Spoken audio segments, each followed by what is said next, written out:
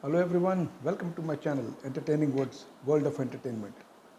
आज मैं नई फिल्म सन ऑफ सरदार 2 का रिव्यू करने जा रहा हूँ। सन ऑफ सरदार जो पहला पार्ट था 2012 में आया था, is one of my favourite comedy films. बहुत ही पसंद है मुझे film because absolute brilliant Punjabi humour, सारे कैरेक्टर्स वेल डिफाइंड थे, अच्छी स्टोरी थी, बहुत ही एंगेजिंग स्क्रीन प्ले था और बहुत ही फाइन नरेशन था स्क्रीन पर, और परफॉर्मेंसेस हर स्टार कास्ट की बहुत ब्रिलियंट, इसलिए वो मेरी एक पसंदीदा फिल्मों में से एक है। जब पार्ट 2 रिलीज़ हुई है, इसका कोई सीक्वल नहीं है, उन्होंने फ्रेंचाइजी को आगे बढ़ाया है। हालांकि कैरेक्टर सारे सेम रखे हैं, जैसे अजय देवगन इज़ अगेन जस्सी, और टीटू टोनी है विंदु दारा सिंह और मुकुल देव। जब आप कोई फ्रेंचाइजी आगे बढ़ाते हैं, स्टोरी आगे बढ़ाते हैं, तो कुछ इम्पोर्टेंट चीज़ों का ध्यान रखना पड़ता है, ताकि क्योंकि पब्लिक की एक एक्सपेक्टेशन रहती है, वो उम्मीदें टूटनी नहीं चाहिए। वो इमोशंस, वो जो उसकी मेन चीज़ें थी जिसने ग्रिप बना कर रखा था पार्ट 1 में, वो सारी बरकरार रखनी चाहिए। और कैरेक्टर्स जो हैं वो एक दूसरे से जुड़े हुए होने चाहिए, इधर उधर भटके हुए नहीं होने चाहिए, और कहानी में कुछ नयापन होना चाहिए, गहराई होनी चाहिए। अगर वही चीज़ दोहरा रहे हैं पिछली वाली, तो देखने वाला का जो इंटरेस्ट है वो थोड़ा सा खो जाता है। दूसरा, कोई टेक्निकल पार्ट अच्छे होने चाहिए, वीएफएक्स वगैरह अच्छे होने चाहिए, और कास्टिंग जो है, स्टार कास्ट जो है, पार्ट 1 की जो स्ट्रेंथ थी वो स्टार कास्ट थी इसकी, और जो आपने दूसरा सीक्वल बनाया या इसका नया पार्ट बनाया है, उसका स्टार कास्ट भी बेहतर होना चाहिए। तो आइए देखते हैं कि जो पार्ट 2 है, सन ऑफ सरदार 2, ये कहाँ तक कितना खरा उतरती है। नीरू बाजवा जो है वो अजय देवगन की पत्नी है, वो यूके में रहती हैं, और इंडिया में अजय देवगन वेट कर रहा है वीज़ा आने का ताकि वो यूके जाए। एक दिन फ़ोन आता है कि वीज़ा लग गया है। जब वो यूके पहुंचता है तो नीरू बाजवा उसे सरप्राइज़ देती है कि मैं तो मुझसे तलाक लेना चाहती हूँ, मेरा बॉयफ्रेंड है, मैं उससे शादी करना चाहती हूँ। अजय देवगन वहाँ से चला जाता है। वहाँ उसकी मुलाकात होती है 4 लोगों के साथ: मृणाल ठाकुर, कुबरा सेठ, दीपक डोबरियाल और रोशनी वालिया से। ये चारों एक साथ रहती है, शायद पाकिस्तानी है। मृणाल जो है ये चंकी पांडे की वाइफ है, जो उसे छोड़कर चला जाता है चंकी पांडे। उनकी जो बेटी है रोशनी वालिया, ये साहिल मेहता गोगी से प्यार करती है। गोगी एक सिख जो है, जिसका रोल रवि किशन ने प्ले किया है, उनका बेटा है। और वो जो रवि किशन है वो पाकिस्तानियों से बड़ी नफरत करता है, उसे टिपिकल पंजाबी इंडियन बंदा चाहिए। तो वो अजय देवगन को अपने घर सहारा देती है मृणाल ठाकुर, और बोलती है कि थोड़े हमारी मदद कर दो, कुछ दिन के लिए मेरी बेटी के बाप बन जाओ, जब एक बार शादी हो जाएगी तो फिर तुम अपने रास्ते, हम अपने रास्ते। तो किन तकलीफ़ों का सामना करना पड़ता है, कैसे ये मुमकिन होता है, उनकी शादी करा पाता है अजय देवगन, ये सारा इस फिल्म का लेखा जोखा है। और क्या नीरू बाजवा वापस उसकी ज़िंदगी में आती है, या ये मृणाल ठाकुर से शादी करता है, इन सारे सवालों का जवाब ये फिल्म देती है। इस फिल्म की स्टोरी लिखी थी जगदीप सिंह सिद्धू और मोहित जैन ने। थोड़ी अलग है, थोड़ी डिफरेंट लिखी है, और एंटरटेन करने में काफ़ी हद तक ये फिल्म सफल भी होती है। स्टोरी स्क्रीन प्ले के मुकाबले में थोड़ा अलग कुछ देखने को मिलता है। तो स्टोरी स्क्रीन प्ले के मुकाबले में अगर हम बात करें, तो पिछली फिल्म के मुकाबले में उस लेवल की स्टोरी नहीं है, but it is still better. एकदम बेकार भी नहीं है, बट अच्छी स्टोरी है जो आपको इंगेज करके रखती है।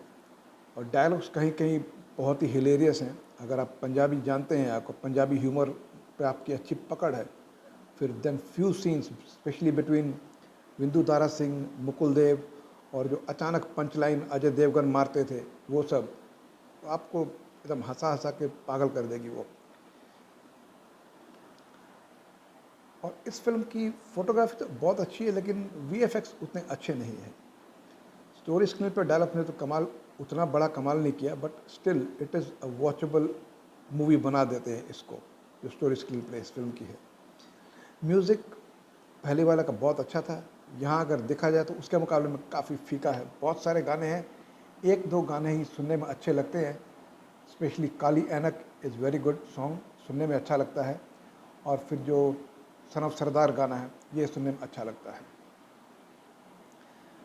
इस फिल्म की एडिटिंग निनाद खानोलकर ने की है और अच्छी एडिटिंग की है। 2 घंटे 22 मिनट की फिल्म रखी है।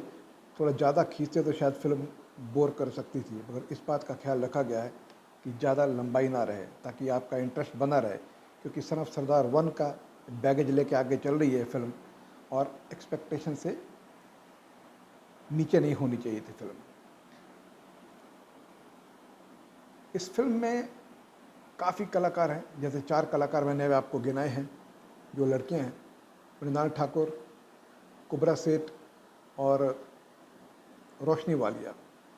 इनका काम, रोशनी वालिया और कुबरा सेठ का काम ठीक ठाक है, मृणाल ठाकुर का काम बेहतर है उनके मुकाबले में। She looked very beautiful. Sahil Mehta as Gogi ठीक ठाक है। Dolly Ahluwalia as Ajay Devgn's mother outstanding. किसी भी फिल्म में आप देखें डॉली आहलूवालिया को, वो पंजाबी वुमन का रोल निभाती हैं और एब्सोल्युटली फ्लॉलेस काम करती हैं वो। यहाँ भी उन्होंने बहुत अच्छी परफॉर्मेंस दी है। अश्विनी कलसेकर का काम छोटा है लेकिन ठीक ठाक काम किया है। संजय मिश्रा छोटे से रोल में हैं और उनका काम भी ठीक है। विंदु दारा सिंह और मुकुल देव जब भी स्क्रीन पर आते हैं they bring the house down. बहुत ही अच्छी परफॉर्मेंस है, उनको डायलॉग बड़े अच्छे दिए, पंच लाइन बड़ी अच्छी है और टिपिकल पंजाबी स्टाइल में जब वो बोलते हैं, बात करते हैं, the way they discuss with each other, it's hilarious. बहुत ही अच्छा उन्होंने अपने आप को पेश किया है स्क्रीन पर। Chunky Pandey is very loud और उन्होंने बिल्कुल भी इम्प्रेस नहीं किया है। दीपक डोबरियाल जो एक ट्रांसजेंडर बने हैं, उनका काम अच्छा है। पहले तो मुझे पहचान में नहीं आया कि ये कौन है, क्योंकि लड़की बने हुए पूरे बड़े बड़े बाल करके, बाद में समझ आया कि इस दीपक डोबरियाल, बहुत ही अच्छा काम किया उन्होंने। रवि किशन को सरदार बना के पेश किया गया है, specially he is from Bihar, तो वहाँ एक बड़ी अच्छी रीज़न बताई गई है कि वाई ही इज़ अ सरदार, क्योंकि उनके जो पिता थे वो एक बार बिहार गए थे, उनकी माँ को लेकर आ गए थे एंड ही वॉज बॉर्न, तो वो एक जस्टिफाई करता है। बट स्टिल मुझे ऐसा लगा कि इसकी जगह कोई एक पंजाबी एक्टर होता तो ज़्यादा इम्पैक्ट आता, जैसे सन ऑफ सरदार 1 में संजय दत्त थे तो जान आ गई थी। यहाँ भी कई पंजाबी एक्टर हैं, जैसे पुनीत इस्सर है, राहुल देव थे, मुकेश खन्ना है, इनमें से किसी को ले लेते तो और ज़्यादा रोब आता और ज़्यादा इम्पैक्ट आता। बट रवि किशन ने मायूस नहीं किया है इस फिल्म में। नीरू बाजवा छोटे से रोल में है, बहुत ही खूबसूरत लगी हैं। शी लुक्ड एब्सोल्यूट स्टनिंग और जितना भी काम उन्हें मिला उन्होंने बहुत अच्छा किया है। अजय देवगन इस फिल्म की जान है, एज एक्सपेक्टेड। बहुत ही अच्छा काम किया उन्होंने। कभी एकदम उदास हो जाना, कभी उनके चेहरे पे वो भोलापन, और कभी स्पेशली जब पोल डांस देखते हैं रवि किशन की माँ का, हायो बेबे and the way he jumps from the chair and up and down, वो हिलेरियस है। और भी कई ऐसे सीन्स हैं जहाँ अजय देवगन आपको हंसने पर मजबूर कर देते हैं उनके परफॉर्मेंस से। तो ओवरऑल ये जो फ्रेंचाइजी को आगे बढ़ाने की कोशिश की गई है, it's not a bad effort. ये फिल्म ठीक ठाक बनी है, बहुत ही out of the box thinking नहीं है और बुरी भी बिल्कुल नहीं है।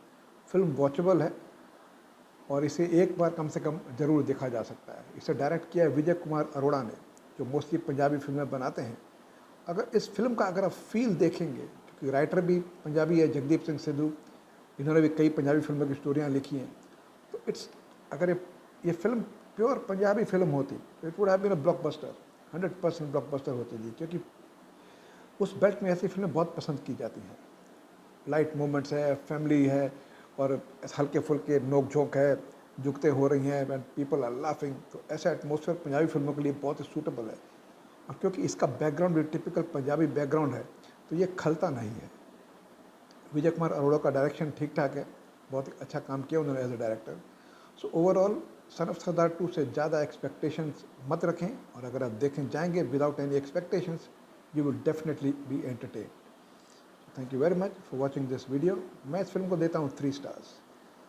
अगर आपको ये रिव्यू पसंद आया तो you may press the like button, you may subscribe to my channel अगर आपको फिल्मों के रिव्यूज़ पसंद आए तो।